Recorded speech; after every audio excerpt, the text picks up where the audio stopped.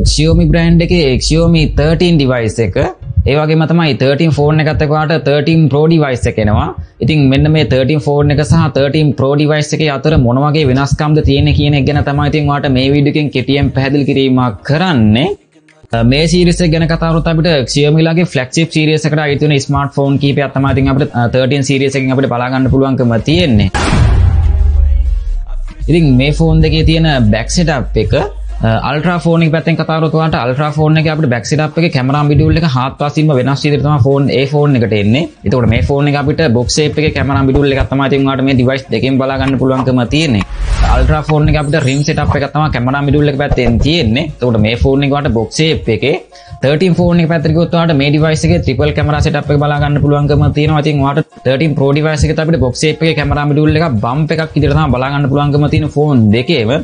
නමුත් ඔයාලට 13 Pro එකේ අපිට කැමරා මිඩියුල් එකේ බම්ප් එක පොඩ්ඩක් වැඩියෙන් තමයි තියෙන්නේ 13 එකත් එක්ක සාපේක්ෂව වැඩියෙන් තමයි තියෙන්නේ. එතකොට ෆෝන් දෙකටම අපිට ට්‍රිපල් කැමරා ලෙන්ස් එකක් බලා ගන්න පුළුවන්. ලයිකා කැමරා සෙටප් එකක් තමයි ෆෝන් දෙකටම තියෙන්නේ.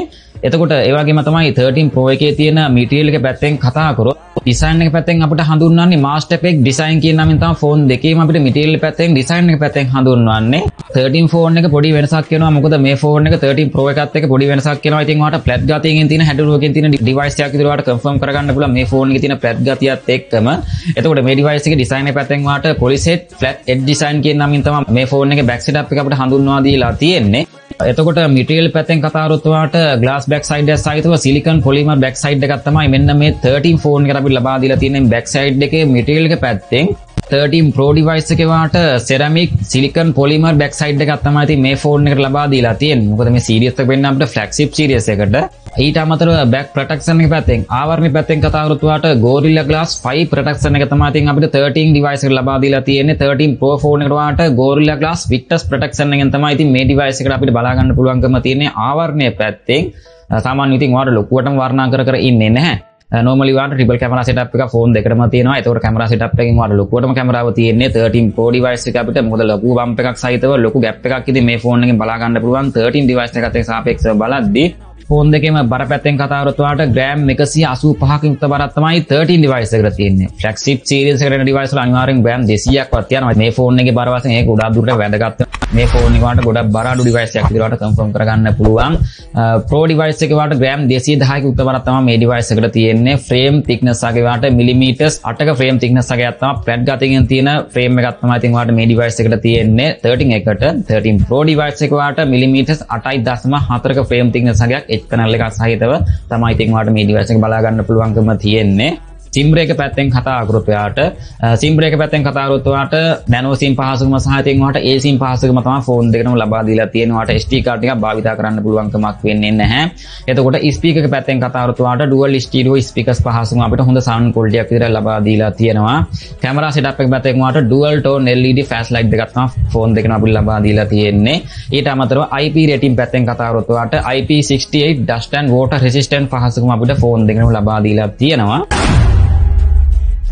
මගේ යාළුවෝ ඔයාලට උපරිම කෙටියෙන් තමයි තේරෙන විදිහට තමයි ඉතින් ෆෝන් දෙකේ විස්තර උපරිම කෙටියෙන් පැහැදිලි කිරීම කරන්නේ. ඩිස්ප්ලේ එක පැත්තෙන් කතා කරොත් ඉතින් ෆෝන් දෙකේම ඩිස්ප්ලේ පැත්තෙන් කතා කරොත් අපිට පොඩි ෆෝන් එක තමයි 13 device එක. එතකොට ලොකු device එක එහෙම නැත්නම් ලොකු ඩිස්ප්ලේ එකක් තියෙන device එක තමයි 13 Pro device එක. ඒ වගේම තමයි ඉතින් ඔයාලට not display දෙකක් තමයි එහෙම නැත්නම් punch hole cutout එකෙන් තියෙන not display දෙකක් තමයි ෆෝන් දෙකේම selfie cam එක ගන්න device දෙකටම තියෙන්නේ. එතකොට device දෙකේම තියෙන sizes quality පැත්තෙන් වගේ දේවල් කතා කරොත් එහෙම 13 device එකේ අඟල් 6.36 inches AMOLED color panel එකක් තමයි මේ device එකට තියෙන්නේ. එතකොට අපි 13 Pro device එක පැත්තට ගියොත් ඉතින් මේ device එක ගන්න බලා ගන්න පුළුවන්කම තියෙන්නේ අඟල් 6.73 inches WQHD+ LTPO AMOLED color panel එකක් තමයි ඉතින් ඔයාලට මේ device එකට බලා ගන්න පුළුවන්කම තියෙන්නේ. සාමාන්‍යයෙන් අපිට WQHD+ කියන්නේ ගොඩක්ම resolution ප්‍රමාණය ගොඩක්ම වැඩි කියන එක. එතකොට display අතින් ඔයාලට හොඳ මොකක්ද කියන එක ගැන කියන්න දෙයක් නැහැනේ. ඒ වගේම තමයි ෆෝන් දෙකටම ඔයාලට Dolby Vision පහසුකම. එතකොට HDR10+ color mode වගේ දේවල් ඉතින් කොහොමත් ඉතින් support කරනවා. ඉතින් ඒක කියන්න දෙයක් නැහැනේ. ෆෝන් දෙකේම refresh rate එකේ වාට 120 Hz වලින් තමයි ෆෝන් දෙකේම display එක බල ගැන්වීමක් වෙන්නේ. මේ color accuracy එක වාට 13 Pro device එකේ 1 billion වලින් තමයි මේ device එකට තියෙන්නේ. device දෙකේම brightness level එක brightness quality වගේ දේවල් කතා කරොත් වාට ෆෝන් දෙකේම එකම quality යුක්තව තමයි ෆෝන් දෙකම අපිට brightness level එක තියෙන්නේ. නමුත් ඔයාලට resolution පැත්තෙන් ඒක quality වෙනස් වීමක් වෙනවා. NIS 1200 normal යගයක් තමයි නැත්නම් අපිට සාමාන්‍ය යගයක් තමයි. ඉතින් මෙන්න මේ ෆෝන් දෙකම ලබා දීලා තියෙන්නේ. ඔටෝ එහෙම නැත්නම් outdoor වගේ පාවිච්චි කරද්දී අපිට maximum නගේ වාට NIS 1091 යුත් හොඳ brightness level එකක් ඉතින් ෆෝන් දෙකෙම අපිට බලා ගන්න පුළුවන්කම තියෙනවා. screen to body ratio එක පැත්තෙන් වාට 89.4 ක screen to body ratio එකක් මේ 13 එකට 89.6 ක screen to body ratio එකක් තමයි 13 Pro device එකට තියෙන්නේ. ස්ක්‍රීන් රෙසලූෂන් පැත්තෙන් කතා කරොත් වාට 1080 2400 කියන පික්සල් වගේ තමයි මෙන්න මේ 13 device එකට තියෙන්නේ.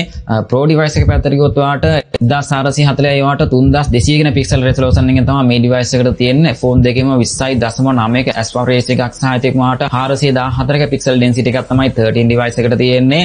20.9 ක aspect ratio එකක් සහ ඉතින් වාට 522 ක පික්සල් density එකක් තමයි මෙන්න මේ 13 Pro device එකෙන් වාට බලා ගන්න පුළුවන්කම තියෙන්නේ.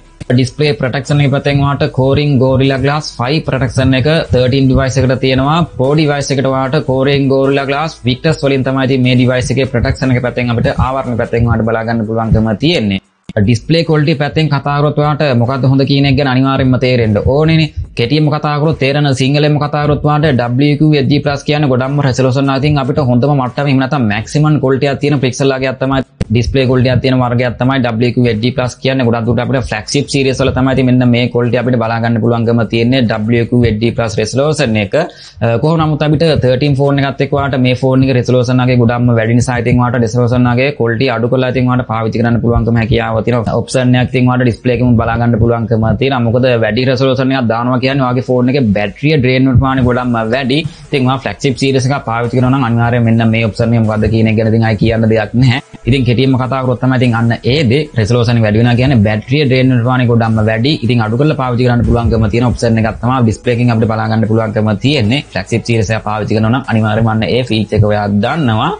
ෆෝන් දෙකේම touch sample rate එක පැත්තෙන් කතා කරොත් වාට 240 Hz වලින් තමයි ෆෝන් දෙකේම touch sample rate එක පැත්තෙන් වාට බලා ගන්නත් පුළුවන්කම තියෙන්නේ.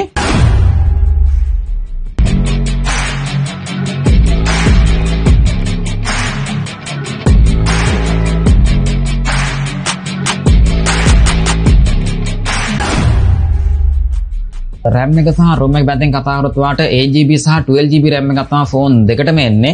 RAM version එක පැත්තෙන් කතා කරොත් වාට UFS 3.1 version එක සහ UFS 4.0 කියන version එක අපිට ෆෝන් දෙකෙම බලා ගන්න පුළුවන්කම තියෙනවා. මොකද මේක ROM එකත් එක්ක වෙනස් වීමකින් සහිතව තමයි තියෙන්නේ.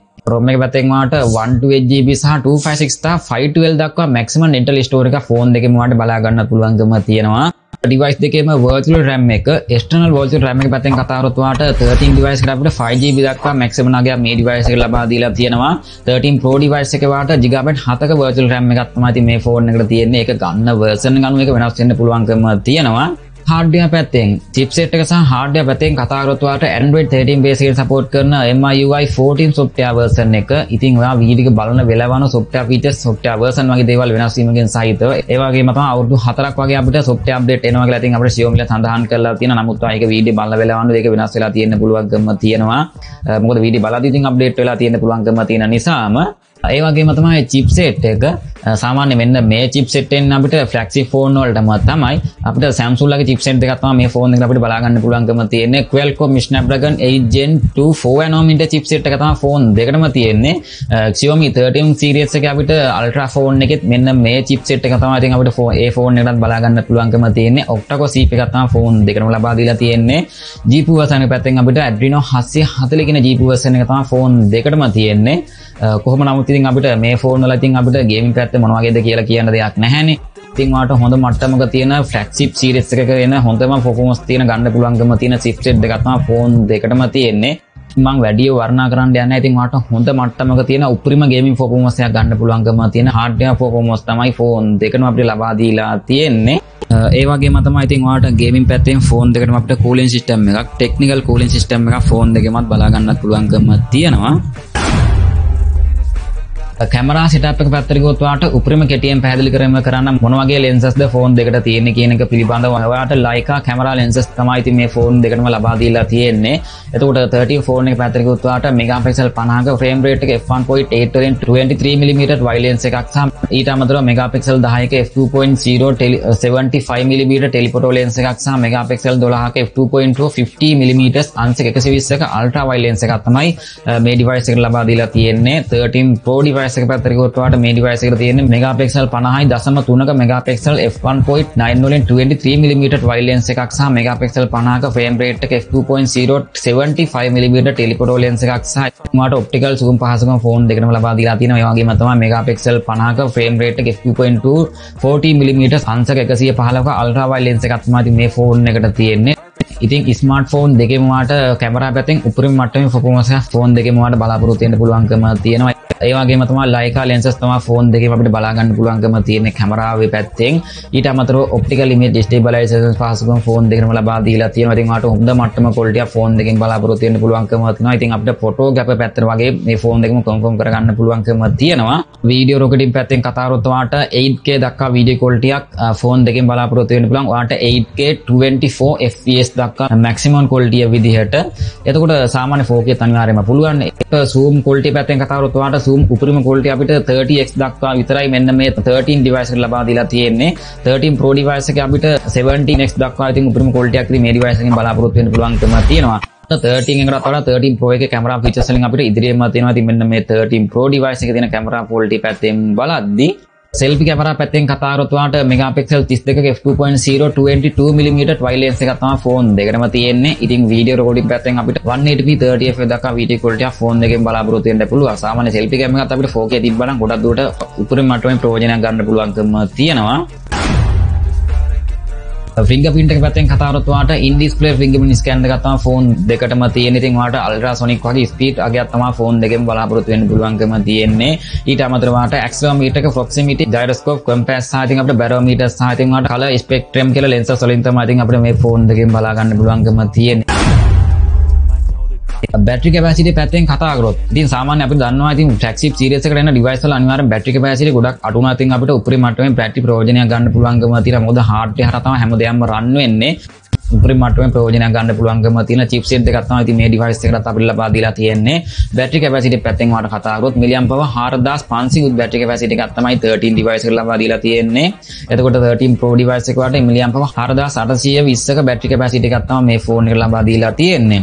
charging speed එක පැත්තෙන් කතා කරොත් වාට 67 watt fast charging තමයි 13 device එකට තියෙන්නේ.